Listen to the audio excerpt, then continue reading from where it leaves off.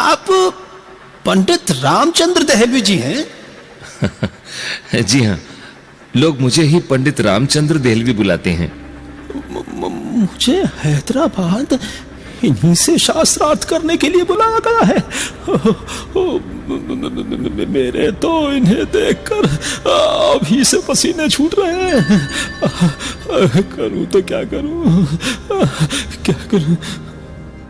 ऐसा ही वर्चस्व था पंडित रामचंद्र दहलवी जी का अपने विरोधियों में कि जब उन्हें पता चलता था कि शास्त्रार्थ के लिए पंडित जी सामने होंगे तो वे मैदान में आने से पहले ही भाग खड़े होते थे। हैदराबाद जाती ट्रेन का सफर का किस्सा आपने देखा। जब इस दूसरे धर्म के विद्वान को पता चला कि सामना पंडित जी से होना है तो खिसक लिया। इनके शास्त्रार्थों में इनकी युक्तियां, तर्क व प्रमाणों की प्रामाणिकता इतनी सशक्त थी कि इनके विरोधी धीरे धीरे डरते हुए पीछे होने लगे और प्रशंसक बढ़ने लगे। नमस्ते जी, कार्यक्रम में आपका बहुत बहुत स्वागत है। आज़ादी से पहले का वक्त था। ईसाई और इस्लाम मत के दबदबे के बीच हिंदुओं का बोलना बहुत हिम्मत का काम होता था। कंठ सूख जाते थे, कारण सत्ता में अंग्रेज थे तो मुगल काल का अहंकार लिए मुस्लिम भी खुद बड़ा वर्चस्व समझते थे। इसी दौरान गुजरात से निकले एक सन्यासी ने हिंदुओं के कंठ में मानो एक ताकत फूंक डाली। सर्वप्रथम महर्षि दयानंद जी ने मत मतांतर को चुनौती दी। यह बहुत बड़ी चुनौती थी, तर्क के माध्यम से अपनी बात को सत्य सिद्ध करने की चुनौती। एक कालखंड के बाद महर्षि जी नहीं रहे, किंतु ये चुनौती बंद नहीं हुई। इसे आगे बढ़ाया महर्षि दयानंद जी के एक परम भक्त पंडित रामचंद्र दहलवी जी ने। शास्त्रार्थ की परंपरा का आर्य समाज के प्रचार प्रसार में उपयोग करने में जब भी वैदिक विद्वानों का नाम लिया जाता है तो पंडित जी का नाम सर्वोपरि रहता है। मध्य प्रदेश के नीमच में 8 अप्रैल 1881 को इस महान शख्सियत ने पिता मुंशी छोटेलाल तथा माता रामदेई के घर जन्म लिया था। रामनवमी के दिन जन्म लेने के कारण रामचंद्र नाम रखा गया था। बचपन से ही दिमाग के बड़े तेज, सवाल किया नहीं कि जवाब हाजिर। प्रारंभिक शिक्षा नीमच के एक विद्यालय में हुई, फिर डीएवी स्कूल अजमेर गए। इसके बाद रामचंद्र जी इंदौर में जाकर पढ़े और यहाँ मैट्रिक की परीक्षा फर्स्ट क्लास में पास की। किसी भी महापुरुष का जीवन जितना सुनने में आसान लगता है उतना होता नहीं है। जीवन में संघर्ष छिपा होता है।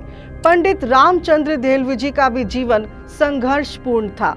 बताया जाता है कि जब सन 1917 में पंडित जी की आयु 36 वर्ष थी तब धर्मपत्नी कमला देवी जी का देहांत हो गया।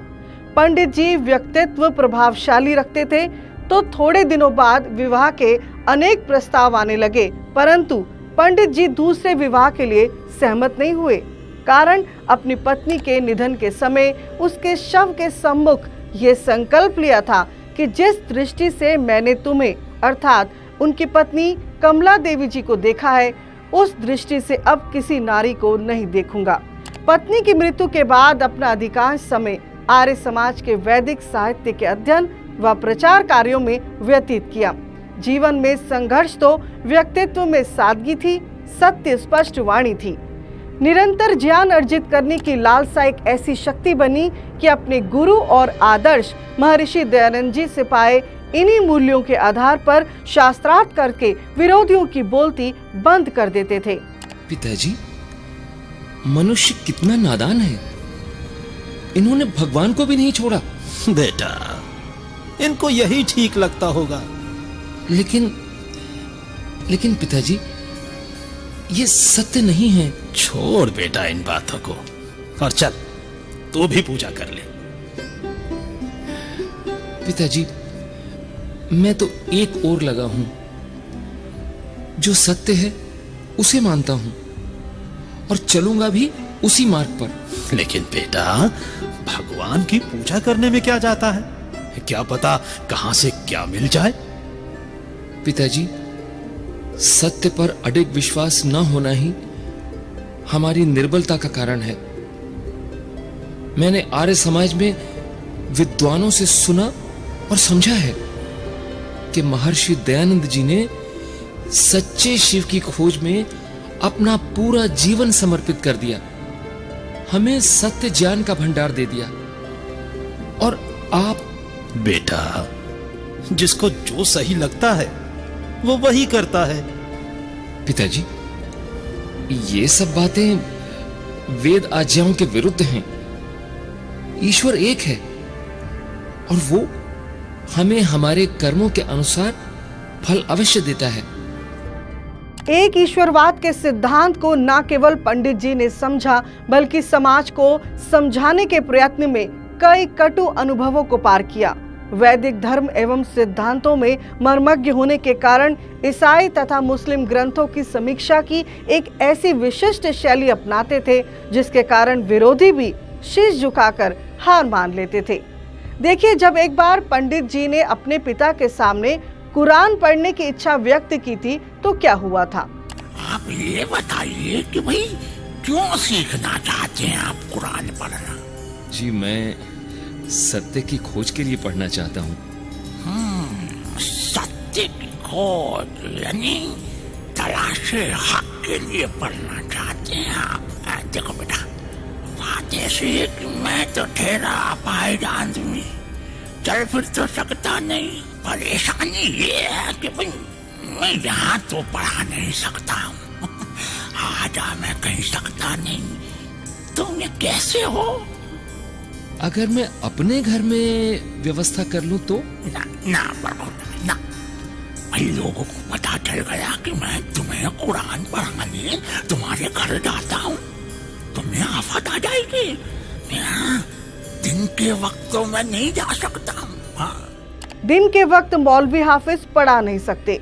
अब बचा रात का समय और मौलवी जी थे दिव्यांग। अब पंडित जी की लगन देखिए। अपनी कमर पर उठाकर देर रात वो हाफिज साहब को अपने घर लाते थे और उजाला होने से पहले ही उनके घर छोड़ आते थे। क्या क्या नहीं किया उन्होंने कुरान की शिक्षा प्राप्त करने के लिए।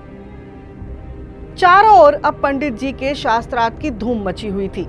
आप सोच रहे होंगे कि उन्होंने कुरान पढ़ने की क्यों सोची। सोचना सही है, परंतु इसके पीछे भी एक किस्सा है। दरअसल उन दिनों दिल्ली के फव्वारा चौक पर सप्ताह में 2 दिन ईसाई व मुस्लिम मत के विद्वान अपने अपने मत का प्रचार किया करते थे। इस प्रचार में वैदिक धर्म और सनातन पौराणिक मत की आलोचना भी किया करते थे और अपने अपने मत का गुणगान किया करते थे। पंडित जी प्रतिदिन एक श्रोता के रूप में इन व्याख्यानों को सुनते थे। इनमें वैदिक धर्म की आलोचना को सुनकर उनको बहुत दुख हुआ करता था। बस इस मनोस्थिति में उन्हें इन मतों के साहित्य का अध्ययन करने और उनकी झूठी आलोचनाओं का प्रतिवाद करने की प्रेरणा थी। यहाँ इन व्याख्यानों में दोनों मतों के वक्ता हमारी मान्यताओं पर हर तरफ से वार करते हैं और हम में से किसी के भी मन में इसके हानिकारक प्रभाव का निराकरण करने का विचार तक नहीं आता। तब तेरे स्वाध्याय का क्या लाभ? वो तो बेकार ही जा रहा है। मुझे ही कुछ करना होगा। अब पंडित जी ने अपने अध्ययन को इन मतों के साहित्य पर केंद्रित कर दिया। रात दिन पढ़ाई की और फिर एक दिन तैयारी के साथ मैदान में उतरे। उसी स्थान पर खड़े हुए जहां पादरी और मौलाना खड़े होते थे। वैदिक धर्म के प्रति और उसी के अनुसार लोगों की शंकाएं दूर करने लगे तथा ईसाई व मुस्लिम विद्वानों की आलोचनाओं का उत्तर व खंडन करना आरंभ कर दिया। अब पंडित जी के व्याख्यान सुनने वालों की संख्या भी अधिक होने लगी, जिससे फव्वारा चौक पर यातायात में बाधा आने लगी। इस कारण पुलिस के अधिकारियों ने पंडित जी के व्याख्यानों के लिए थोड़ी दूर गांधी ग्राउंड स्थान को निर्धारित किया। लगभग 14 वर्षों तक पंडित जी ने इसी स्थान पर नियमित रूप से व्याख्यान दिए। ऐसा उदाहरण हमारे किसी अन्य विद्वान के जीवन में देखने को नहीं मिलता। लगातार 14 वर्ष तक व्याख्यान देना अपने आप में एक रिकॉर्ड है। यह योग्यता व उपलब्धि इतिहास के शायद ही किसी विद्वान के जीवन में प्राप्त नहीं हुई। किस्मत किया हर एक को बस्तान अज़ल ने, जो शख्स जिस चीज के काबिल नजर आया। बुलबुल को दिया नाला तो परवाने को चलना, गम हमको दिया सब जो मुश्किल नजर आया। मालूम होता है कि हर शख्स अपनी अवस्था में पूरे तौर पर संतुष्ट नहीं है, इसलिए कोशिश कर रहा है कि मैं ऊंचा हो जाऊं, इल्म में बढ़ जाऊं और तमाम ताकत में बढ़ जाऊं, मैं अपनी शोहरत में बढ़ जाऊं। इन तमाम बातों की कोशिश इंसान करता है, अपनी अवस्था के अंदर खुश नहीं है। दूसरा जो उससे ऊंचा है उसे देख करके चाहता है कि मैं इस तरक्की तक पहुंच जाऊं, और नीचों को देख करके घबराता है। लेकिन क्या कहा है बुद्धिमानों ने कि खुदा का शुक्र करना चाहिए। क्या करके? नीचों को देखकर, अपने से नीचों को देखकर खुदा का शुक्र करना चाहिए कि हे भगवान, हे परमात्मन, आपने हजारों से मुझको अच्छा बनाया हुआ है। उनकी सत्यवाणी का खौफ इतना था कि हैदराबाद रियासत के निजाम ने पंडित जी के प्रमाणों व सत्य मान्यताओं से युक्त व्याख्यानों से डरकर उनकी रियासत में व्याख्यान देने पर ही प्रतिबंध लगा दिया था। यहाँ तक कि उनको रियासत से निष्कासित भी किया था। महर्षि के शुभ आशीष के साथ वैदिक धर्म के प्रचार व व्याख्यानों से चारों ओर धर्म विषयक जागृति एवं हलचल उत्पन्न करने में पंडित जी ने अपना सर्वस्व जीवन न्योछावर कर दिया। बोले